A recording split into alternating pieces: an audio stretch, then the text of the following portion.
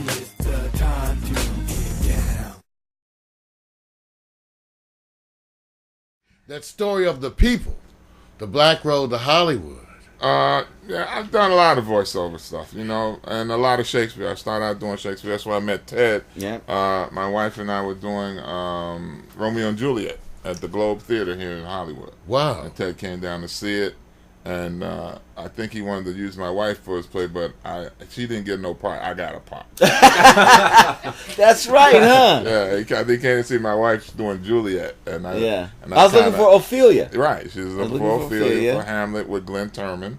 Yeah, and Glenn Turman. I wound up playing the ghost of Hamlet's father. Yeah, in the productions. Yeah, man, such storied histories and so many things you've been privy to. Tell me a little bit about actually, Ted. You can go first, I guess, maybe, or what actually you guys can do handle it every way you want. Tell us about some of the early years, because things have changed so much, Ted. I mean, one of the things that I find myself talking about is how different things are for me now. It's such a change now from television, even and cable, to the internet. Yeah. A bigger shift, many people say, than from radio to television. Tell us about how you're finding today's world in the world of media. For instance, what we did, JD and I did at a theater called the Inner City Cultural Center. Okay. And I used to go down there all the time and do plays. And that building is gone. We don't have access to that kind of a forum anymore. So, Ebony Showcase, where my father was an actor when I was a kid. I'd go see my father do the Ebony Showcase. That's gone. Norman, is that you, right? Norman, is that you? And Nick Stewart. Yeah, right. Nick Stewart and Nick Stewart. Amos and Andy show. That's right. Yeah. So we've seen the landscape change just in theater in this town.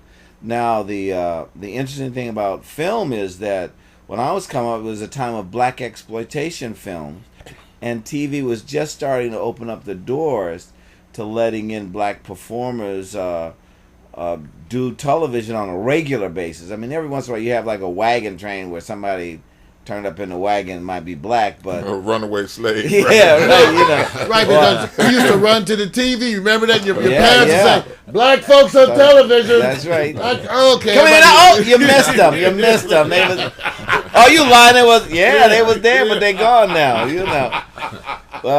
So I was very fortunate to ride in on that wave. I had just gotten back from New York, and television comedy opened up for me, but I was really a dramatic actor, but I couldn't get any parts, dramatically speaking, but the comedy, so you have to go with what's working, and what worked for me was the comedy, but I'd always considered myself a dramatic Shakesperean actor.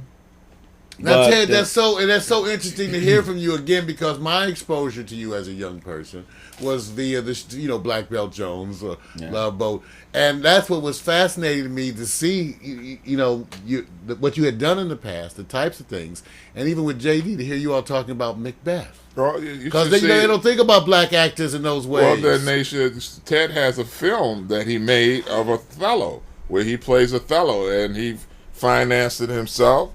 And shot it and directed it himself, so it's out there somewhere. I'm sure that in this information age, it can be found. Well, we got to find that, because maybe we got to bring that to internet television. Well, I can tell you right now, it's in my garage. I can tell you right now, where you can get a copy. Yeah, you can get a copy. I got 500 copies. Actually, $25.77, and you got a copy. Right. So TedLange.com.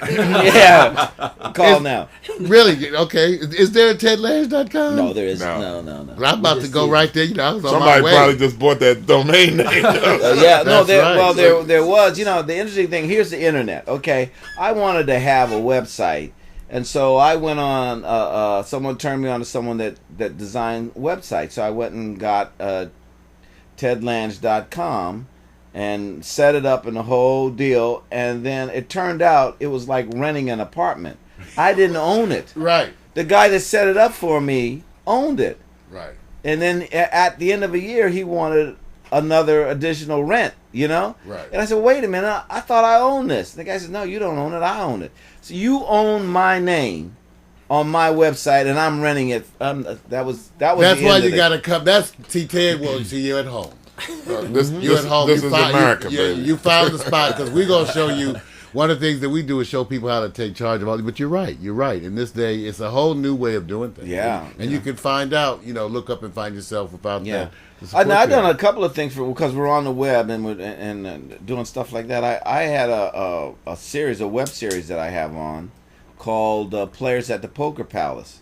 If you go to YouTube and you type in my name, now all the Love Boat stuff comes up and stuff with me lecturing at colleges come up. But then you type in after my name, Poker Palace, and I've got a 25 episode web series on. Well, tell us about that. What is that about? That's about it's really about being black in Hollywood. It's the only way that I could kind of vent some of my frustration. So we like to vent. Yeah, we like venting. And actually, that's how this play that JD and I are doing now, Let Freedom Ring, which we're doing at the Stella Adler Theater in Hollywood. That's how that play was born, because I was doing Poker Palace and I wrote a joke in it, and the joke was we had these black actors and a white guy actor playing a cinematographer, and the black actor says to the white actor, hey, tell them about the movie you want to make. Because everybody's got a script in Hollywood. You know that. Right. Everybody's got a script in Hollywood. You got a script? Do you have a script? Yeah. I made some money. Everybody's got a script in Hollywood. Multiple projects in various stages of development. Exactly. So this character in the film That's says, "Tell for it's in my drawer in the house." Yeah. The character says, "Tell him about the movie," and the guy says, "Which movie? The one about the black guy stealing the Liberty Bell?" He said, "No, the one about the black Union soldiers going after the Ku Klux Klan." So that was just a little thing that I put in. Either one of those stories sound good.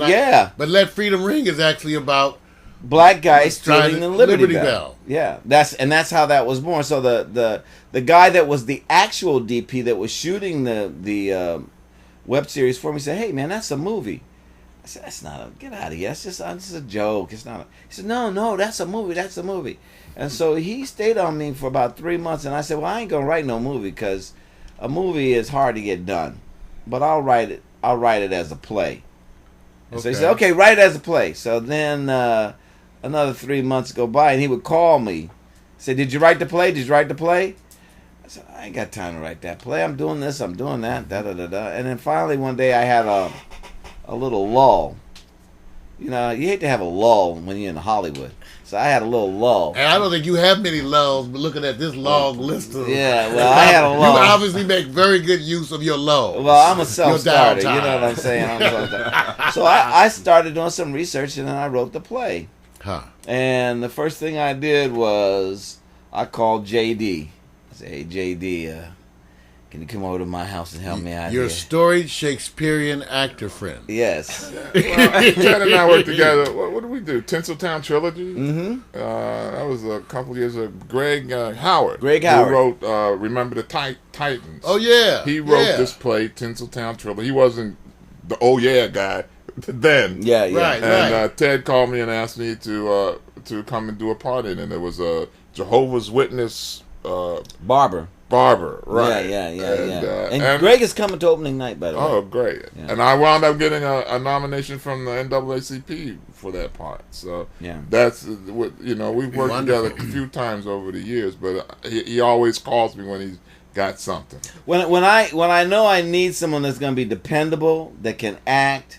You know what I mean? That sometimes actors ask a lot of questions, or that's kind of like they don't think about what they've done. I can trust JD.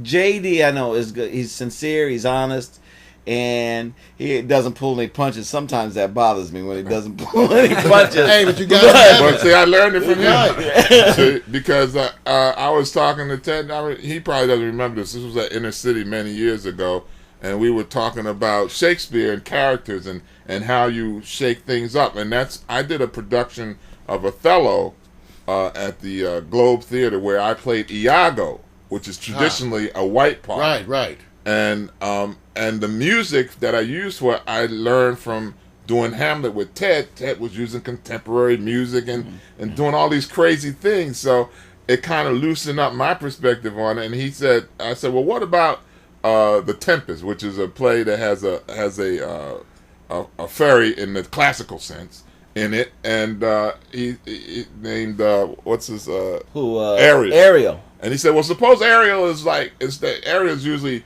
blithe and Right. and a spirit, female yeah, part. And Right. he said, well, what if Ariel weighs like 300 pounds and can't fly? Well, that flips the script. That makes a whole lot of other things happen in the play in context, but just by looking at it in a different light, making it a different kind of piece. So I learned to do like improvisational stuff on themes from working with Ted. Wow. And I heard you talking before the show really about how Orson Welles did that. Orson Welles had the black cast, Macbeth, wasn't it? Yeah. Historically. Again, these are roles that you don't associate African Americans with traditionally. At least the not so silent majority doesn't. We know. We see. We get to see you all. Yeah, well, the deal is that for the most part, particularly when I was coming up, when I was watching my dad in the 50s as an actor, my dad was very fair-skinned. So he was not going to be acting in the movies because they wanted dark-skinned blacks. They did not want a fair-skinned black in it. Males. Huh? Males. They wanted fair-skinned female. Yeah, right. Well, that's exactly. that sexual but the females, thing. Yeah. But so Dandridge. my father did a lot of theater, and what happened is I watched as a kid. I watched them do white plays in with black actors, and it's all possible. Right. Or sometimes you could take a play that's a white play and then think of a way that would apply so that black people would get it. You know what I'm saying? And that's what I tried to do with Hamlet. We did Hamlet, and we had high schools coming to see the play, and they understood it. They didn't get lost in the language or anything like that. They got what was going on, but it was geared and directed for a black audience. And Yeah, that's the same thing I did with Othello.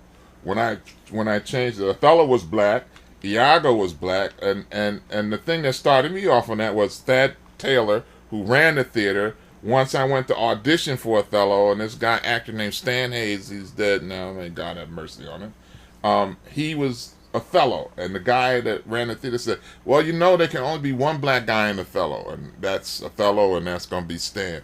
I'm like, well, why? Why can there only be one black guy in Othello? Was there only one black man in the world, or that part of the world? Yeah, Venice, yeah. So I said, well, suppose Iago was black and Othello was black, and then if you know the play, he puts a white guy in the lieutenant's place between him and his boy Iago. This is something that happens in business and stuff all the time. Oh, yes. So it made a sensibility that black people could lock into. Oh yeah, we've seen that before. Here's the black guy. He gets a white wife. He gets up here in structure, and now he leaves his boy behind. Instead of bringing him on and making him second, he puts somebody in between them. You control him so he don't get to where I am. That's right. And so and the crowd got it, and the reviewer was astute enough to say that, call it what you want, the black crowd got it. And that's pushing the envelope, right? Yeah. I mean, that is pushing the envelope, but again, particularly at the time that JD was doing that. That's 1979, and yes. It just shows you again the beauty of Shakespeare. See, because a lot of black people don't relate to Shakespeare because they can't get by the language. And it's so beautiful and poetic. Yeah. Well, I taught a class at Inner City Cultural Center when we were doing just before we did Hamlet, and then I would bring in young people, and then I found, particularly later on, that if you take the sonnets are really, if you take a kid that does rap,